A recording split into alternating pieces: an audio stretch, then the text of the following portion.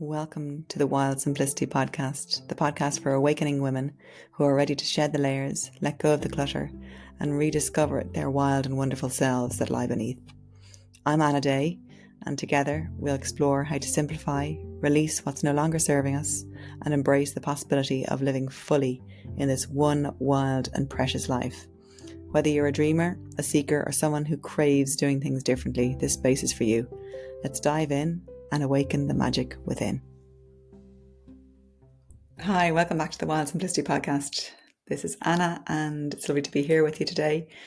Last episode I did of the Wild Simplicity podcast was about letting go. It was all about Virgo season and the power of letting go, and I focused mainly on our homes and the physical things in our homes, our stuff, our things, the belongings we gather, and how letting those go and decluttering and simplifying can really help our mental health, our whole world, to allow, in a very practical way, when we create space, we allow a channel for other things to come into our lives, whether that be opportunities, people, friends, things that have been waiting on the outskirts to come into our lives. So creating that space is really, really helpful. And in today's episode, I wanted to talk about the emotional letting go. So I talk about simplicity and decluttering on many levels. And one very important one is emotional decluttering, letting go of all the crap that is inside of us, that has been there and has accumulated over time, sometimes weeks, months, years, decades. And it's so wonderful that it has been talked about much more in our world today, that we're very much more emotionally aware and attuned to what's going on in our bodies. And it's a conversation that people are willing to have. And many of us are learning to interpret what goes on in our bodies, and to get in tune with our bodies, and to feel what's happening there, on a physical level, but also on an emotional level, and to feel the physical manifestation of our emotions and our feelings. So it's really interesting, and it's really potent and really incredible to have a practice where we can create space for ourselves to release these emotions, so that we don't get to a stage where it builds up until it explodes, is what I used to do. And I think many people do, is particularly with anger. And it builds up, just through sometimes little frustrations, little resentments, little whatever accumulation of all these seemingly mostly small happenings in our lives.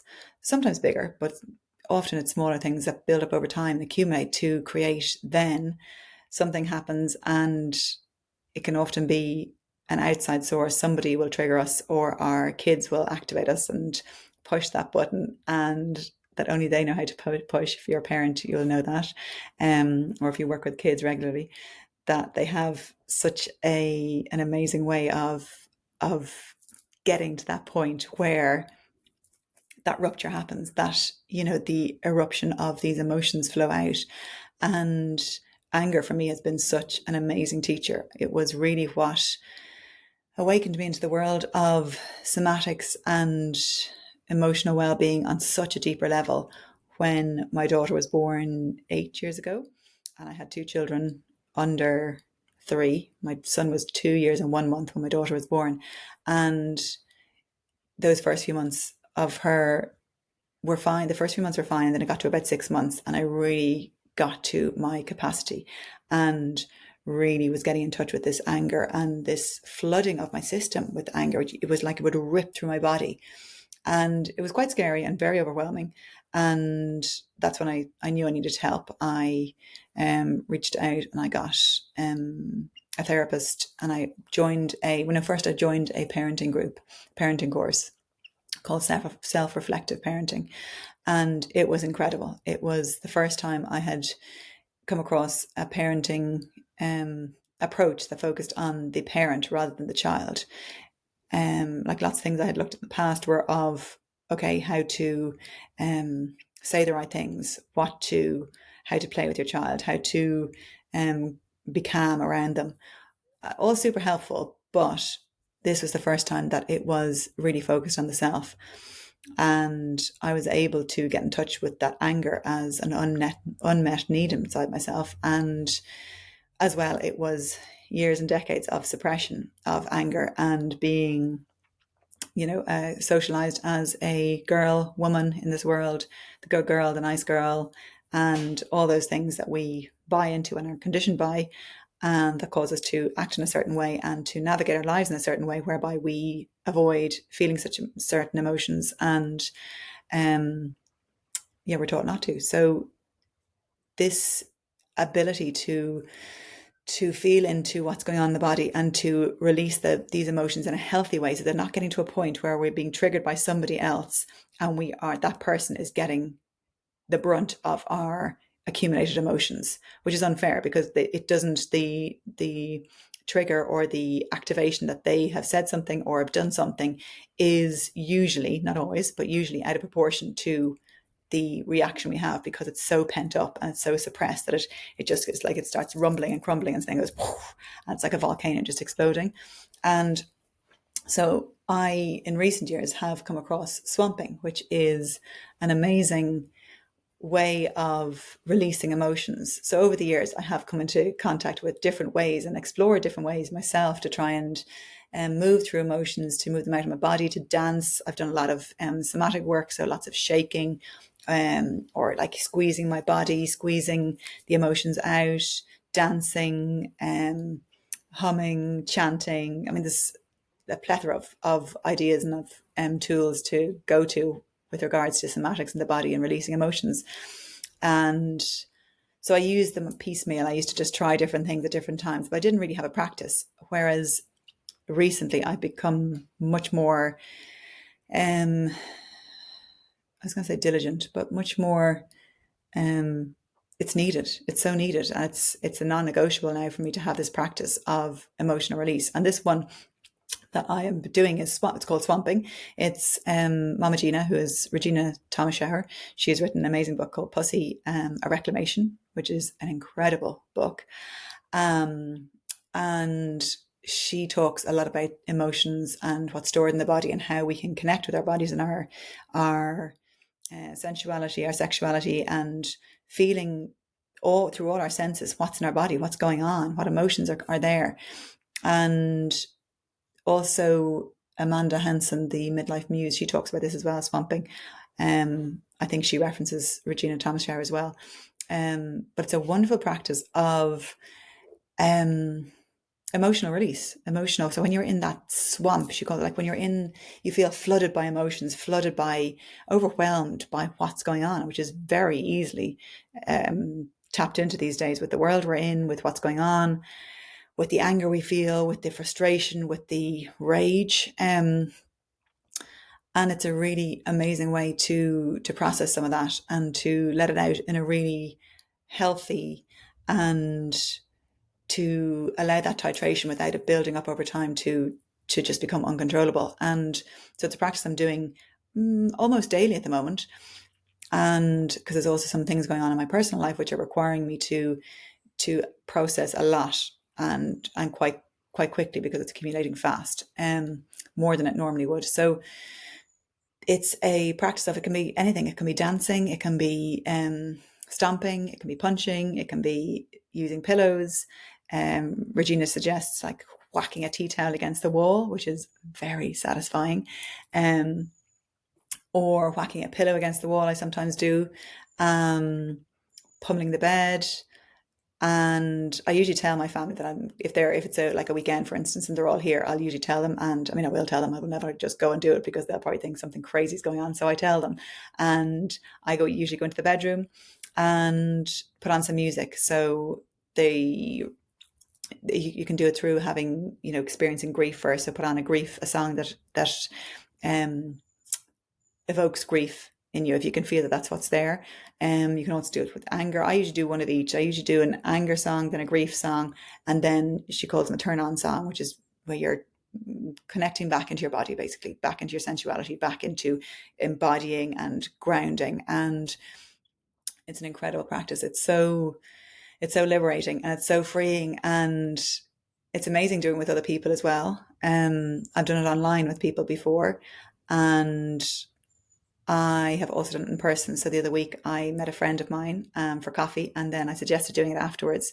So we drove and went into just the edge of the forest, and together for a few minutes. It wasn't very long. We didn't have much time left together, but we punched and we stomped and we, just let it out. It was amazing, and amazing to be witnessed by another woman doing it. It was incredible, and something I want to do more of in partnership with someone or in a group. But I usually do it myself, and so I did it this morning. Just a few minutes. I didn't actually do a grief song this morning. It was just an anger song, and just any song that it has feels really powerful for you. And I stomped, and you can, have a toddler tantrum, just the way you see a toddler just going for it, like, no, I don't want to, and stomping and jumping up and down. And it's incredible. It's so liberating and freeing, and shaking out my legs, shaking out my arms, big sweeping movements as well. Whatever comes to you, just try it out. It will feel awkward as hell to begin with, most likely. If you're not someone who's used to moving your body a lot, it'll, or if you're used to moving your body in a certain way of, exercise classes or Pilates or yoga or very things that follow a format. This, where you get to be free and that get to be you and fully expressed, can be quite intimidating. It can be quite, it can feel a bit stupid and awkward. And I would invite you to dabble and to see what happens. Just go for it and go gently with yourself. And it's really amazing, because afterwards, when the space is given to do all this, to shake, to move, to and even to hold yourself, to hug yourself, the electricity that runs through my body afterwards is just incredible. It's like my whole being, my whole energy body has come alive, and I've moved. I feel like I've moved stuff through. So there's nothing there that I'm that feeling of holding and of irritation and of just getting annoyed at people and I know when I need it, when I'm feeling irritable and when I'm feeling resentful and when I'm feeling overwhelmed, when I'm feeling numb, when I'm feeling like I don't know what to do next, I don't know where to move, I don't know what to do. That's when to do it. And that alleviates and moves this energy in my body. And it is so, so powerful. And it's an amazing way of clearing out and like energetically imagining as well, and visually, if you can, imagining decluttering the emotions from your body. So you're allowing it to move through and down into the earth, feel it being dropped down into the earth or up into the ether, up into the sky. And I've also started practicing. So I've been focusing on the swamping, which tends to focus on the, the grief, the anger, the rage, and then into the more gentleness of the sensual, more slow, loving movement. But what I've been doing in the garden and through the house is like skipping. So skipping like big long skips with arms that are swinging alongside, or twirling. Twirling is so much fun as well. So to fully express in both ends of the spectrum and through the whole realm of emotions. And it's really powerful, and it's really, to be fully expressed is such a rebellious act. It is so, because we're taught to be like so confined and just to look normal and act a certain way, and don't stand out, don't be weird. And when we can do this first in the privacy of our own homes, and then you might find yourself skipping in the street eventually. I am not yet, but I might be very soon. And it's so freeing, and it really allows the energy in the body to move. And it also then, I talked about before, that our inner world reflecting our outer world, and vice versa. So when we're decluttering in the physical and removing things, that creates and frees up energy inside us. And when we free up the energy inside us as well of whatever's going on for us, it can also allow things in our external world to move more easily as well. It'll make decluttering more easily on the outside. We will feel, we'll make decisions much more quickly about things in our home environment, our physical environment. And it brings about a clarity.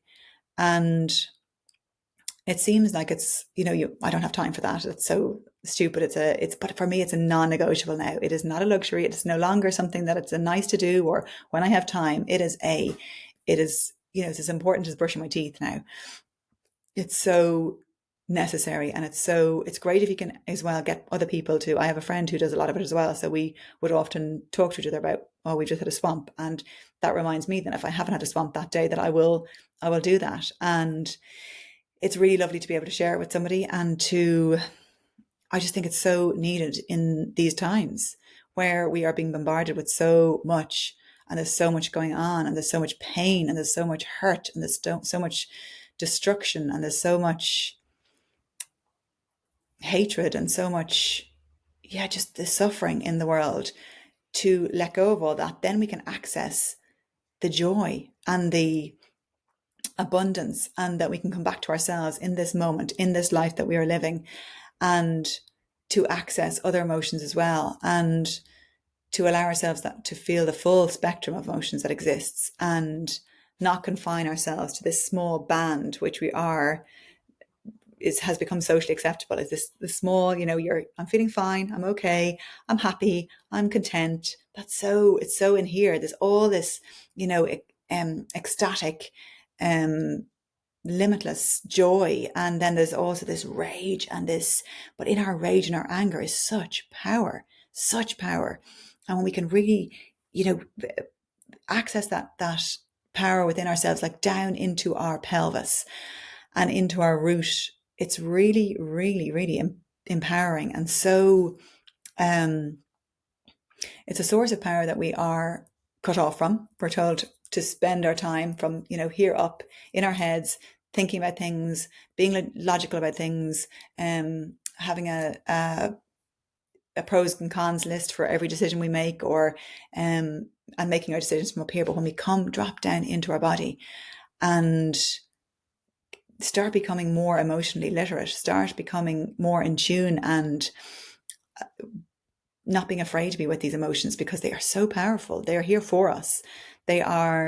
We're supposed to be in these. We're supposed to be feeling these incredible teachers. They are teachers for us, and coming into contact and saying hello and welcoming them in, and welcoming them to dance with them for a bit, to dance with the rage, to dance with the anger, to dance with the grief, and allow it to weave through our bodies and our days and our weeks, it's really powerful. And it's incredible what it'll free up within you. It allows for more creativity, more trust, more clarity. It's such an incredible practice. And we won't be reminded to do it, because we'll be reminded by the outside world to come back to our to-do lists, and